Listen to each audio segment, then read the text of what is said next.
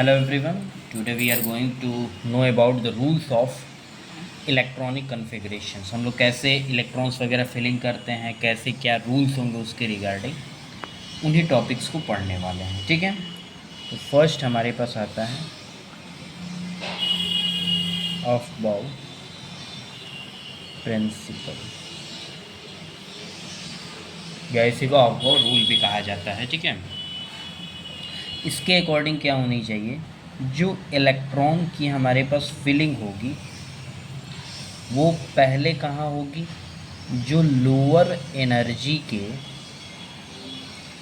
Subshell होंगे उन्हीं में सबसे पहले फिल होगा, उसके बाद फिर हाइयर ऐसे करके जाएंगे. ठीक है, तो इसको लिख सकते हैं द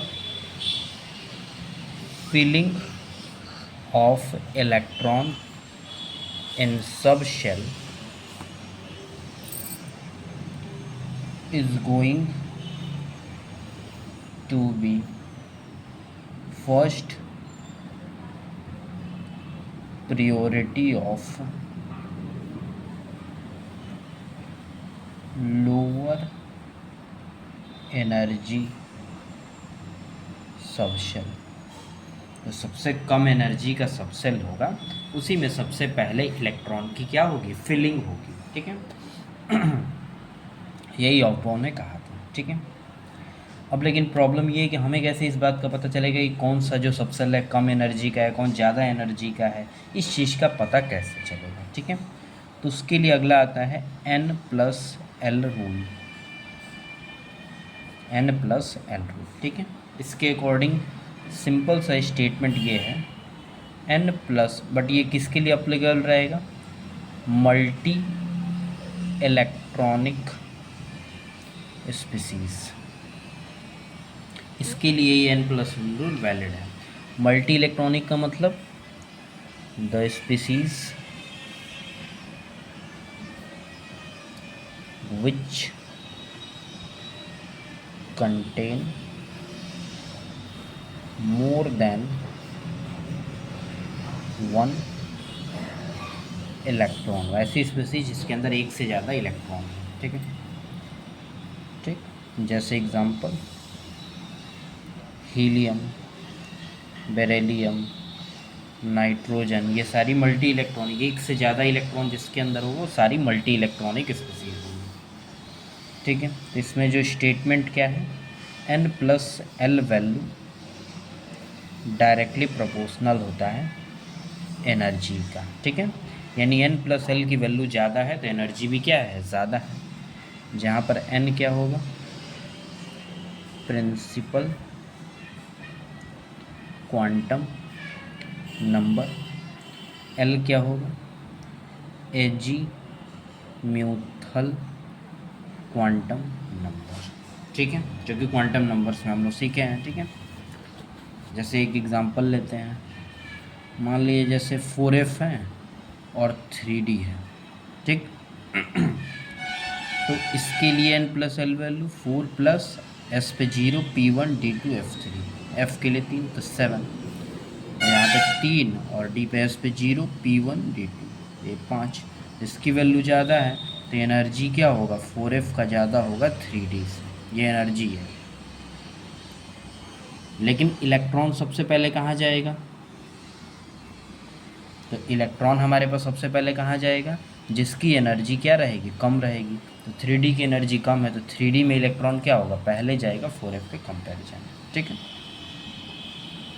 लेकिन इफ फॉर 2 सबसेल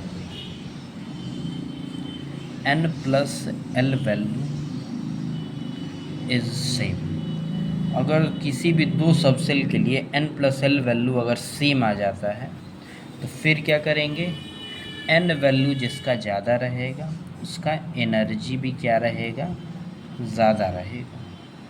ठीक है, N ज़्यादा एनर्जी भी क्या होगा, ज़्यादा रहेगा, अगर N+L 2 सबसेल के लिए बराबर आ जाए तो. ठीक है, एक एग्ज़ाम्पल देखते हैं. हमारे पास मान लो जैसे 4S है और ये 3D है, या एक काम को इसको 3P ले लो. ठीक है। अब इसमें n plus L value 4 plus 0 बराबर 4, 3 प्लस 1 बराबर 4। अब इन दोनों में n प्लस एल वैल्यू क्या है, सेम है, तो n वैल्यू किसका ज़्यादा है, इसका, तो 4s का एनर्जी क्या होगा, ज़्यादा होगा 3p से। ये क्या है, एनर्जी का ऑर्डर है। तो इलेक्ट्रॉन पहले कहाँ जाएगा, तो 3p में इलेक्ट्रॉन पहले जाएगा, क्योंकि 3p की एनर्जी क्या है, कम। ठीक है, इसको ध्यान रखेंगे। बट अब यहाँ पे एक छोटा सा पॉइंट और है, नोट करके, ठीक है। फॉर, ऐसे लिख लेंगे, energy order for mono electronic species. ठीक है, जो एनर्जी ऑर्डर होगा मोनो इलेक्ट्रॉनिक स्पीसीज़ के लिए क्या रहेगा, ठीक है, उसको हम लोग देखने वाले हैं। मोनो इलेक्ट्रॉनिक का मतलब, mono electronic species contain only one electron. ऐसी स्पीसीज जिसमें केवल एक इलेक्ट्रॉन हो, ठीक है, जैसे hydrogen, helium plus, lithium plus 2, ये सब वन इलेक्ट्रॉन वाला है। तो इनके लिए रूल अलग रहता है एनर्जी का। इनमें सब सेल का एनर्जी का ऑर्डर क्या रहेगा, तो जिसका एन वैल्यू है, n value directly proportional to energy. N क्या है, प्रिंसिपल क्वांटम नंबर है,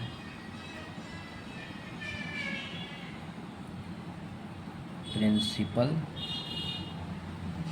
क्वांटम नंबर। ठीक है, तो प्रिंसिपल क्वांटम नंबर ज़्यादा है, एनर्जी भी क्या होगा, ज़्यादा, क्योंकि एक दूसरे के क्या है, डायरेक्टली प्रोपोर्शनल है। तो ये ध्यान रखेंगे, ठीक है। जैसे एग्जांपल 1s, 2s, 2p, ये दोनों आपस में बराबर हैं क्योंकि 2 और 2 n वैल्यू सेम। 3s बराबर 3p बराबर 3d, 4s बराबर 4p बराबर 4d, ठीक है, बराबर 4s, 5s, 5p, 5d, 5s। ठीक, तो ये जिनका एन वैल्यू आपस में सेम, एनर्जी भी क्या रहेगा, सेम रहेगा। ठीक है।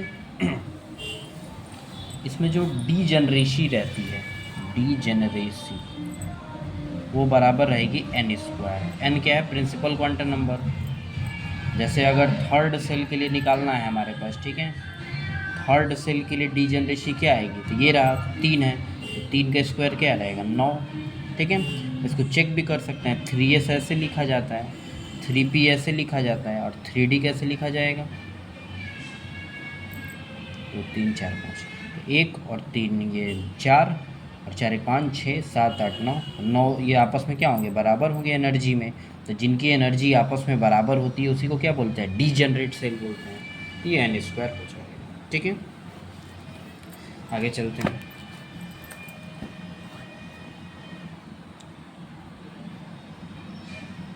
अब एक बार हुंड रूल पहले पढ़ लेते हैं, ठीक है।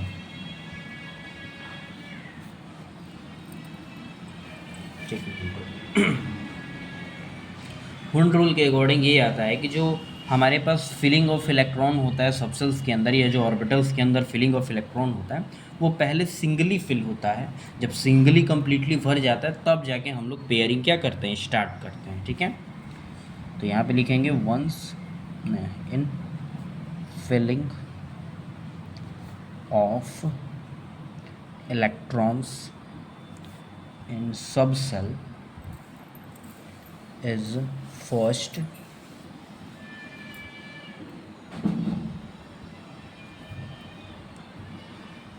single pairing and then single pairing करेंगे and then double।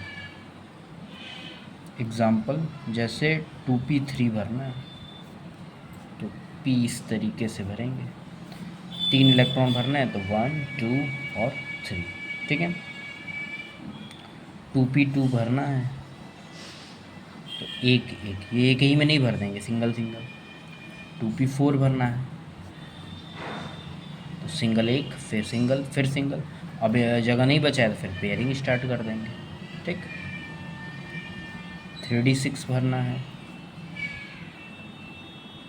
1 2 3 4 5, पहले सिंगली 1 2 3 4 5, फिर अब जगह नहीं है तो 6, इस तरीके से तो ये हुंड रूल हो जाता है। पहले सिंगली भरेंगे तब जाके पेयरिंग हम लोग स्टार्ट करेंगे, ठीक है। ये हमारा हो जाएगा हुंड रूल, ठीक है। नेक्स्ट आ जाते हैं पॉली एक्सक्लूजन प्रिंसिपल, ठीक है। यहाँ पे लिखेंगे according to this rule no two electron have all the 4 quantum number is same, ठीक है।